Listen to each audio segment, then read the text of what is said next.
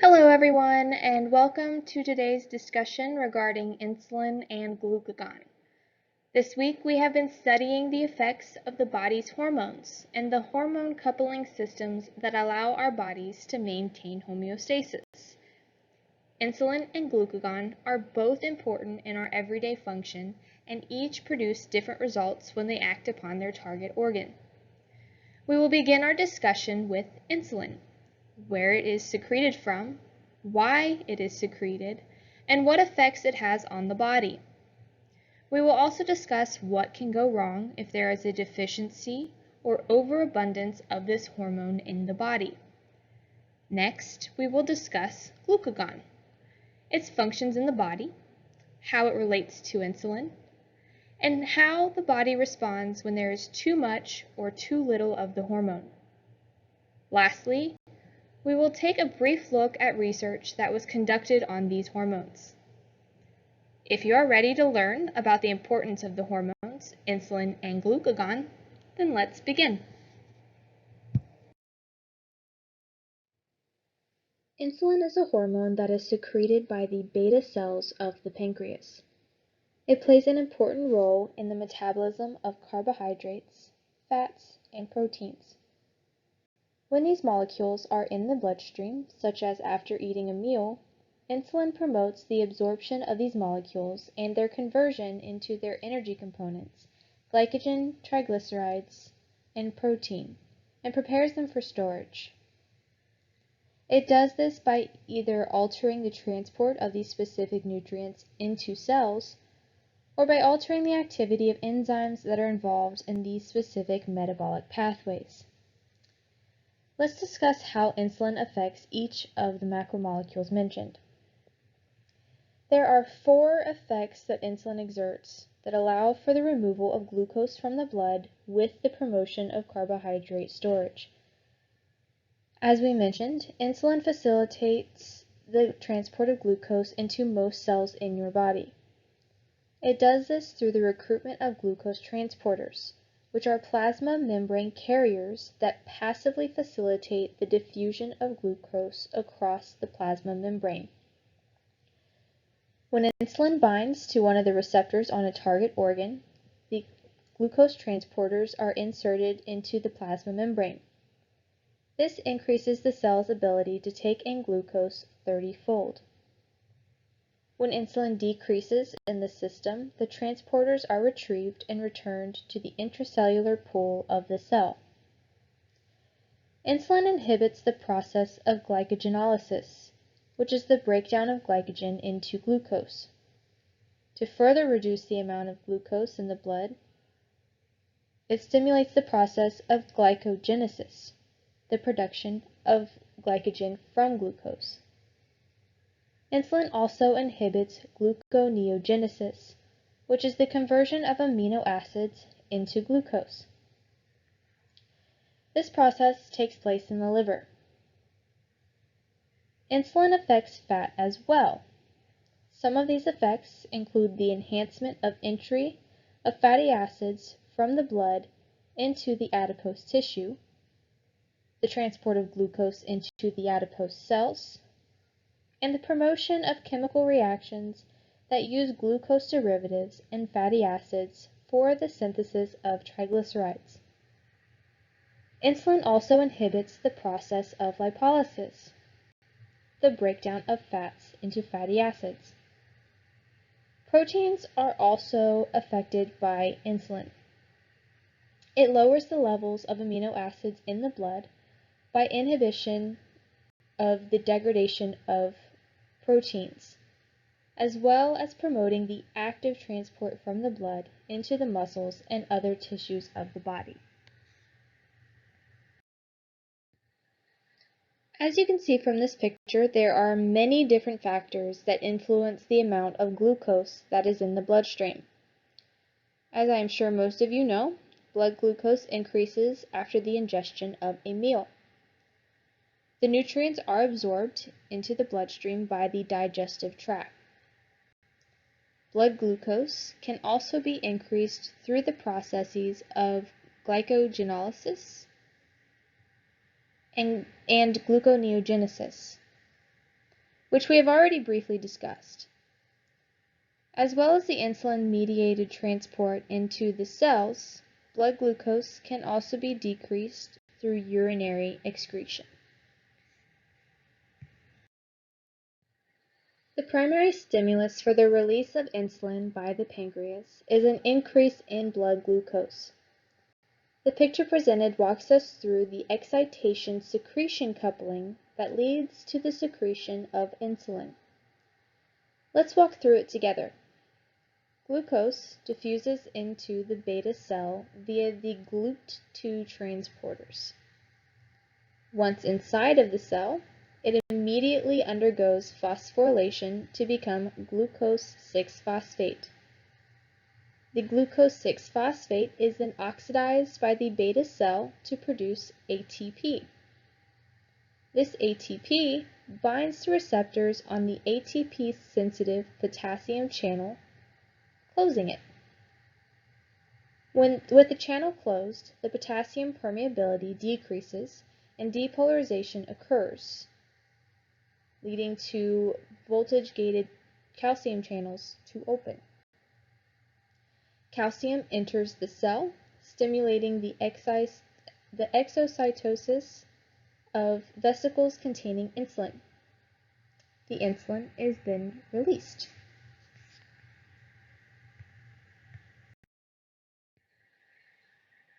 An imbalance of insulin can lead to health complications. One of the complications that can occur is diabetes mellitus.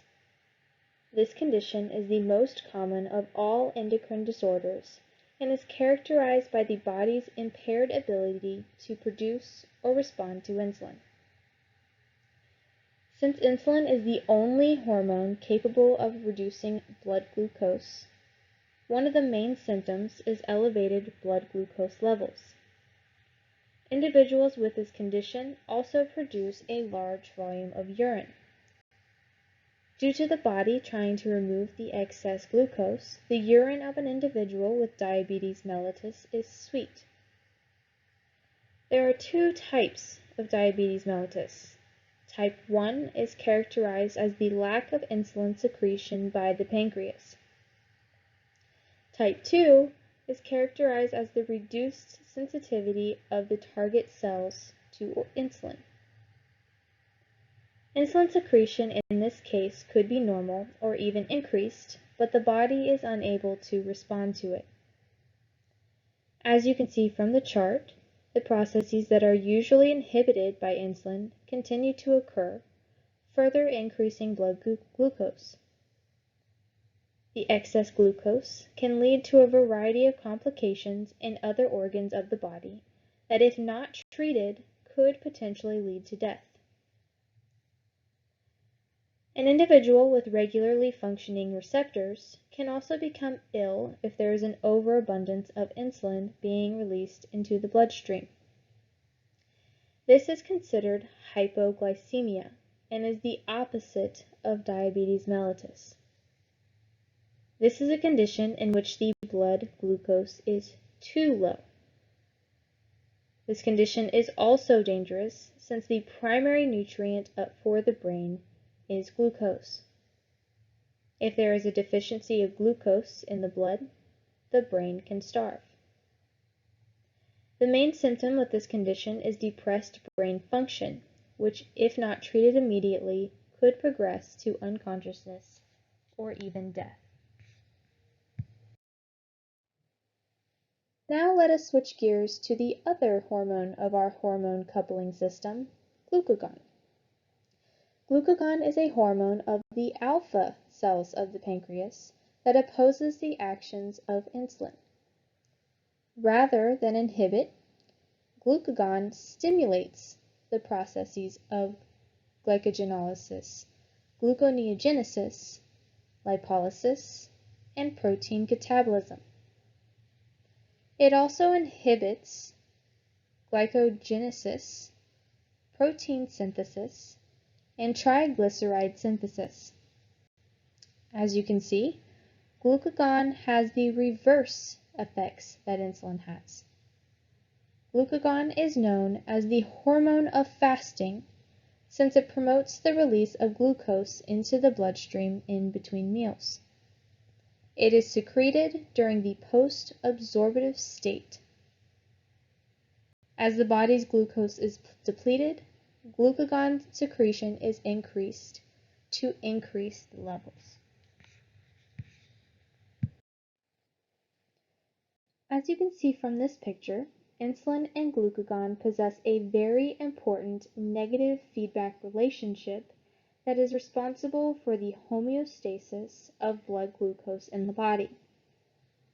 If blood glucose is too high, insulin secretion will increase, while glucagon secretion will decrease. This will lead to a decrease in blood glucose. If the blood glucose is already too low, glucagon secretion will increase, while insulin secretion will decrease. As a result, blood glucose will increase. Although there is not a known clinical abnormality caused by the over or under secretion of glucagon, patients with diabetes mellitus do have elevated glucagon levels. This is due to glucose not being taken into the cells adequately, and therefore the elevated glucose is not able to inhibit glucagon secretion. This can further lead to an increase in glucose in the bloodstream.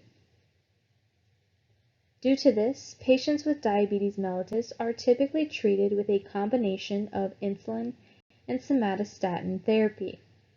Somatostatin inhibits the secretion of glucagon.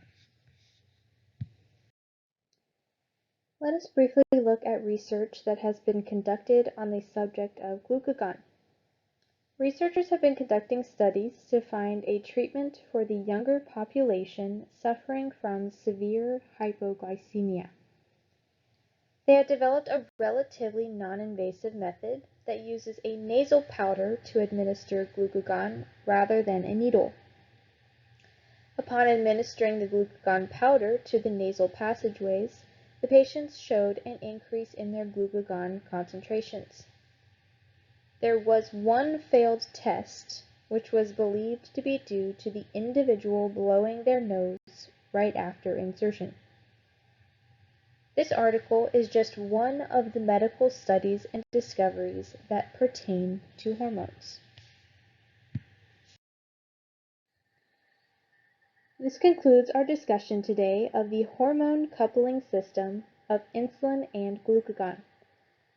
Hormones are vital for our functioning, and the hormone coupling systems, such as insulin and glucagon, allow our bodies to balance the interactions in our internal system. The hormones we discussed today are just two of the many hormones that allow us to wake up every day and participate in engaging activities, such as listening to this lecture. I hope you have a better understanding about insulin and glucagon and why their functioning is vital. As always, I wish you good luck in the rest of your studies and have a wonderful day.